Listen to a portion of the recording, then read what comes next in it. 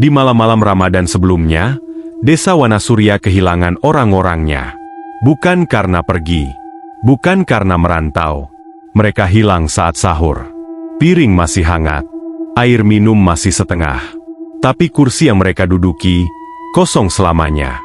Raka mengira, hilangnya orang-orang itu adalah akhir dari perhitungan. Ia salah. Karena setelah mereka yang menghilang, giliran tubuh yang tersisa menolak pergi. Malam ini, di desa yang semakin sunyi, satu jenazah tidak mau dimandikan, dan Ramadan kembali memperlihatkan wajah aslinya. Desa Wanasurya memasuki hari ke-12 Ramadan dengan suasana yang tidak wajar tenangnya. Setelah kejadian orang-orang yang menghilang saat sahur, warga seperti berjalan dengan langkah yang lebih pelan. Pintu rumah jarang terbuka lama. Percakapan dipotong-potong. Bahkan suara anak-anak mengaji di surau terdengar lebih pendek dari biasanya, seolah ada yang menahan nafas bersama mereka. Raka berdiri di depan rumah Pak Salim sejak subuh. Piring sahur di rumah itu masih tersisa semalam. Nasi sudah mengering di pinggirnya. Gelas air putih berubah dingin, tapi belum dipindahkan siapapun. Seperti rumah-rumah lain yang ditinggal pemiliknya saat sahur, rumah Pak Salim juga tidak terkunci. Bedanya, Pak Salim ditemukan. Ia terbaring di kamar belakang, terlentang rapi di atas dipan kayu. Kedua tangannya disilangkan di dada. Matanya terpejam. Tidak ada luka, tidak ada tanda kekerasan, tidak ada bau busuk, tapi tubuhnya dingin. Terlalu dingin untuk orang yang baru saja meninggal beberapa jam lalu. Warga berdatangan sejak matahari belum tinggi. Tidak ada yang menangis histeris. Tidak ada yang berani terlalu dekat. Mereka berdiri dengan jarak sopan, seperti menghadapi sesuatu yang belum sepenuhnya menjadi mayat. Harus segera dimandikan, kata seseorang lirih. Namun tidak ada yang bergerak. Biasanya, kematian di desa selalu diiringi gerak cepat. Air disiapkan, kain kafan disiapkan, doa dibaca pelan-pelan. Tapi kali ini, semua seperti menunggu sesuatu yang tidak diketahui. Akhirnya, penjaga masjid tua datang. Wajahnya terlihat semakin tua dibanding kemarin. Matanya cekung. Sorotnya tidak lagi tegas, melainkan waspada.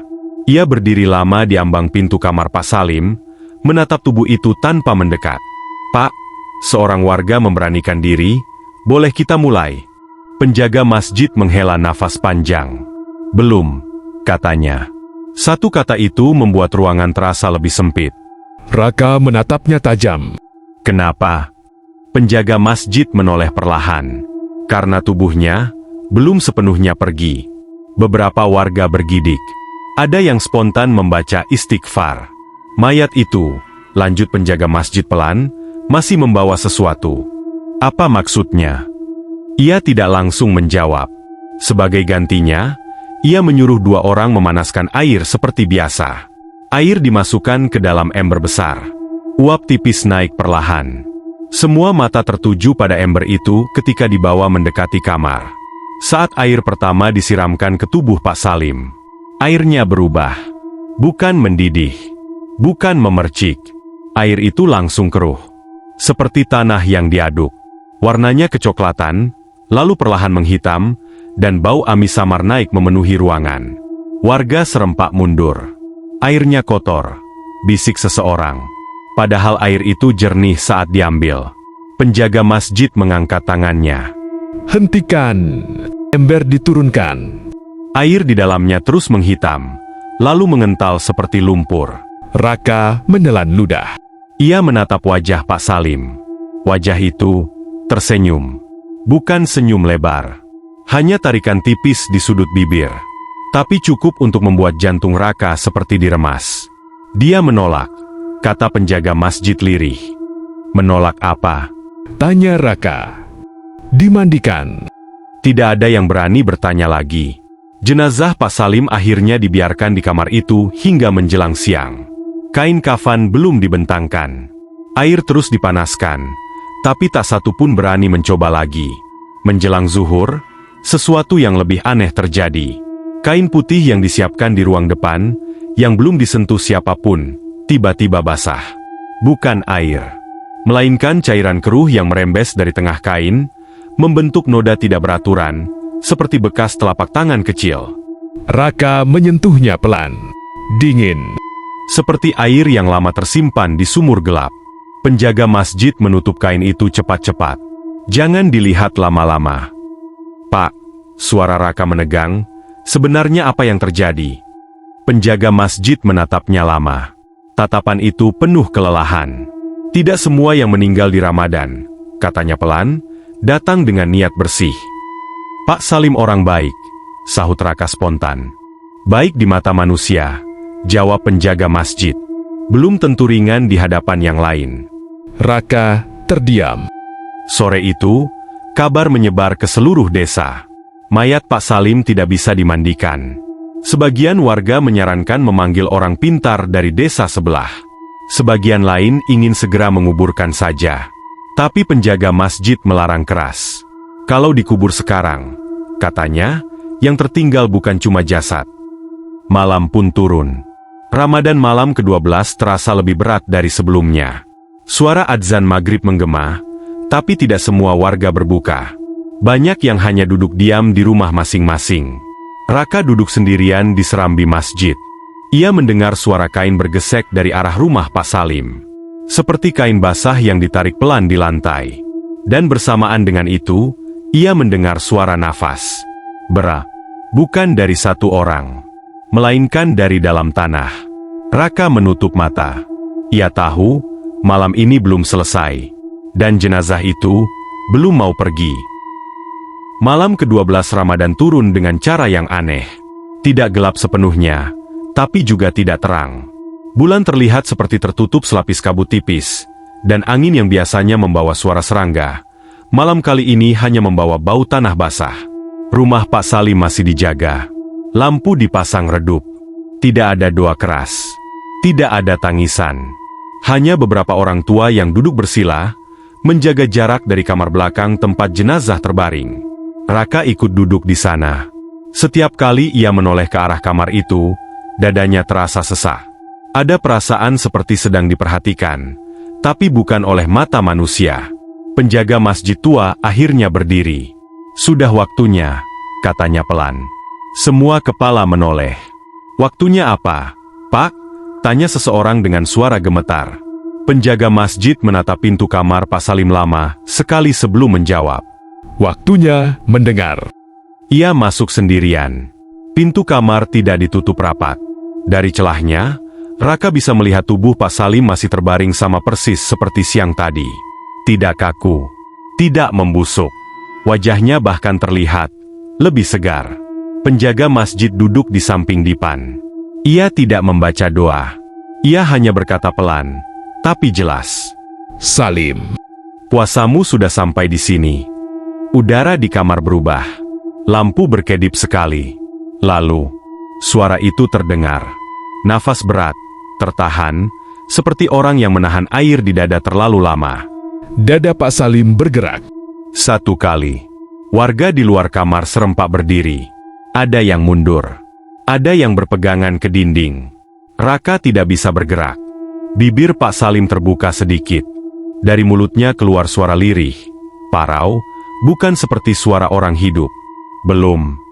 Penjaga masjid menunduk. Apa yang belum? Lim. Hitungannya belum selesai. Raka merasakan bulu kuduknya berdiri. Penjaga masjid menghela nafas panjang. Kau tahu ini Ramadan. Aku tahu, suara itu menjawab. Makanya, aku bertahan. Dada Pak Salim bergerak lagi. Kali ini lebih kuat. Setiap malam, lanjut suara itu, aku dihitung. Raka teringat tuyul. Hitungan, tasbih, sisa, umur. Dan kau ikut menghitung, tanya penjaga masjid. Tubuh Pak Salim bergetar halus. Awalnya, aku cuma melihat, katanya. Lalu, aku ikut menyebut nama. Penjaga masjid menutup mata. Nama siapa? Hening. Lalu Pak Salim menyebut satu nama. Bukan nama Raka. Nama seorang warga yang hilang saat sahur beberapa hari lalu. Warga di luar kamar langsung gempar. Ada yang menutup mulut. Ada yang terduduk lemas. Kenapa? Suara penjaga masjid bergetar. Karena aku ingin aman, jawab Pak Salim. Karena aku takut giliranku tiba. Penjaga masjid membuka mata. Tatapannya berat. Dan sekarang, Bibir Pak Salim melengkung tipis. sekarang, giliranku dihitung. Lampu kamar padam. Beberapa detik kemudian, menyala kembali. Tubuh Pak Salim kembali diam. Tidak bergerak. Tidak bernafas. Penjaga masjid keluar perlahan. Wajahnya pucat. Langkahnya berat. Air, katanya pendek. Air kembali dipanaskan. Kali ini, saat disiramkan. Jernih, Tidak keruh. Tidak berbau. Namun saat kain kafan hendak dibentangkan, terjadi satu hal terakhir. Kain itu bergerak sendiri. Seperti ada tangan dari dalam yang menariknya ke arah dada jenazah. Raka melihat jelas. Dan di kain itu, muncul noda berbentuk angka. Bukan angka Arab. Bukan angka Latin. Tapi simbol-simbol kecil seperti guratan hitungan. Penjaga masjid menutup kain itu cepat-cepat. Cukup, katanya. Jangan dilihat. Jenazah akhirnya dimandikan dan dikafani menjelang tengah malam. Tidak ada yang mengantar sampai liang lahat kecuali beberapa orang tua. Raka tidak ikut. Ia duduk sendirian di masjid. Saat sahur tiba, ia tidak mendengar suara tuyul. Tidak ada hitungan. Namun ketika adzan subuh hampir berkumandang, ia mendengar sesuatu yang membuat darahnya dingin. Suara kain diseret. Pelen. Teratur. Dari arah makam. Dan bersamaan dengan itu, suara hitungan kembali terdengar. Bukan satu, melainkan banyak. Raka menunduk. Ia tahu satu hal pasti sekarang. Di desa Wanasurya, Ramadan bukan hanya tentang menahan lapar. Tapi tentang siapa yang masih diberi waktu. Dan siapa yang sudah mulai dihitung untuk pergi. Raka kini tahu, yang dihitung bukan hanya mereka yang hidup, tapi juga mereka yang mati dengan rahasia. Dan selama Ramadan belum usai, daftar itu belum ditutup. Jika malam ini kau masih mendengar cerita ini, berarti namamu belum dipanggil. Tapi di episode berikutnya, akan ada sesuatu yang tidak bisa lagi dikubur. Tetaplah di sini. Episode selanjutnya akan membuka apa yang selama ini disembunyikan.